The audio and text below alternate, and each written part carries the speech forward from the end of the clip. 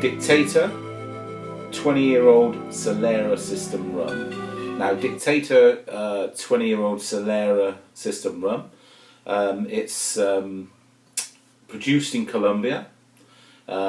It's produced from sugarcane honey, or miel, which is basically boiled down sugarcane juice, and it then goes through a copper alembic still and a continuous column still, which by putting it through two stills like this, they can make a more medium-bodied rum, and it then gets aged in a Solera system, which have contained oak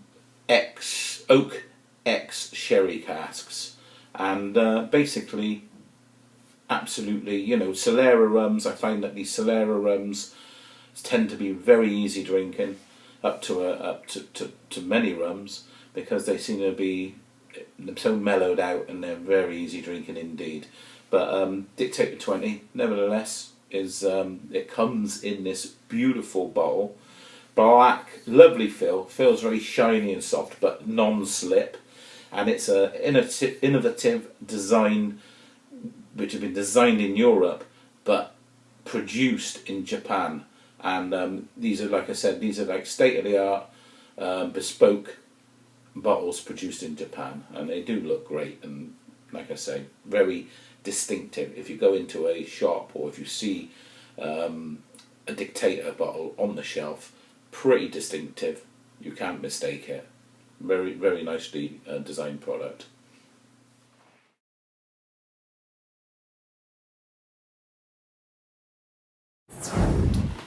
The Dictator concept. Well, they say that from age-old traditions of Colombian distilleries, they've combined high-quality aged rum with new, designed in Europe, bespoke bottles that are produced in Japan.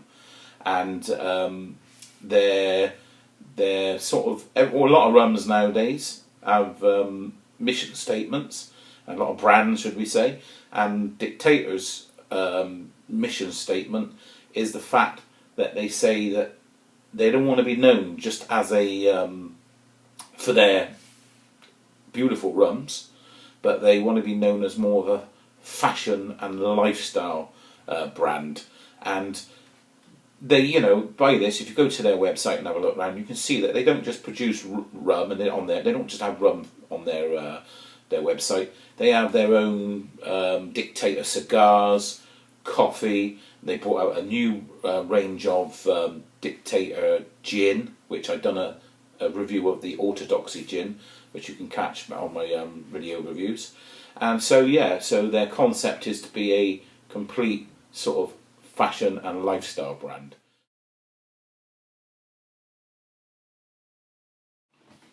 A brief history of Dictator rum. In 1751, Severo Arango y Ferro, he arrived in Cartagena in Colombia, and he was sent there to take control and increase trade and commerce between the Spanish colonies and Spain. And soon, not long after being over there, he soon became known as the Dictator, and he fell in love with the sweet elixir that we call rum, and he decided at that point that he wanted to get it to produce rum, and also he wanted to trade in rum. So that's what he did. Now, fast forward to 180 years forward.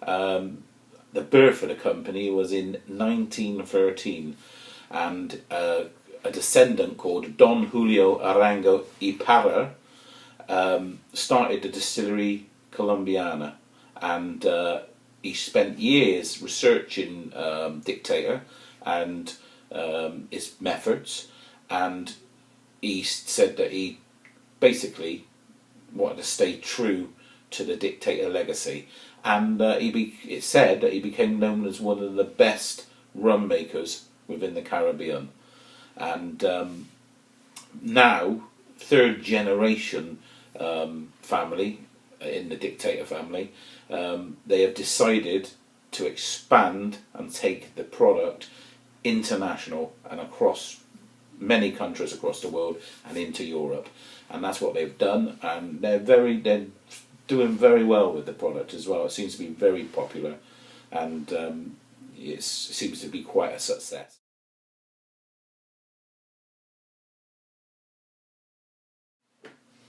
Okay, I'm going to do a little tasting now of the Dictator 20 Solera system rum.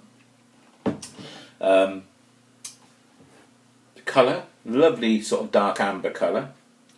As soon as I took the top off the bottle and poured the glass, beautiful sweet aromas come out of that glass in the room. I didn't even have to put it to my nose, and I could smell chocolate, coffee straight away. It was beautiful.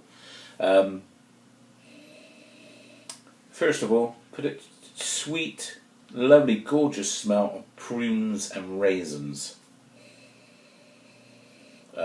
There's orange marmalade, sort of an orangey, deep, rich orangey element to the aroma. There are coffee and chocolate elements in there for sure. They just really go on the background. It's lovely. Like I say, none of it's forcing through. It's just a nice, subtle aroma of coffee and chocolate on the background. And there you can smell sherry elements in there as well. So I'm just taking a little taste.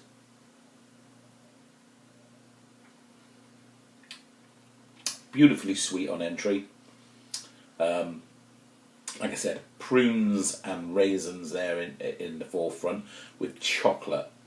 Lovely sort of chocolate element melded amongst the fruit elements. It's beautiful. There was like a little coffee background flavour. I said almonds on the nose. I would put it more to like a Bakewell tart. It's beautiful. A lovely sweet marzipan sort of Bakewell tart element to it. There's when you go for that lovely sweet element and those lovely flavours, and then you take a sip, and it sort of leads off to a leathery, dry oakiness with a little bit of astringency on the end from the tannins. It's beautiful. It really is a lovely, well put together rum. I really enjoy it. One thing I will say about this rum is that when I tried it last night, I had a couple of glasses last night, and I had it in a big balloon glass, and when I was swirling and tasting it with the bigger glass, the combination of aroma and taste was amazing. Through the fact I had my nose right in the glass, it was amazing. Really is a lovely combination. So I would say when you're trying this rum, get yourself a little bit of a bigger glass and try it in a bigger glass, and you'll get the real full aroma experience.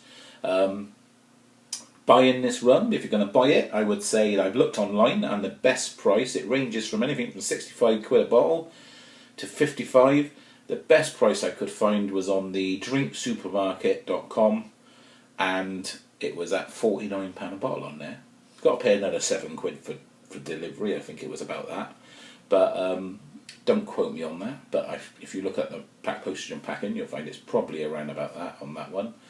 But altogether, still one of the best places for value for money to buy it. Like I said, if you enjoyed the video, please like or subscribe to my channel, and share if you'd like to. You know, I'd like to see it get about a bit. My name's Andy, and until next time, enjoy.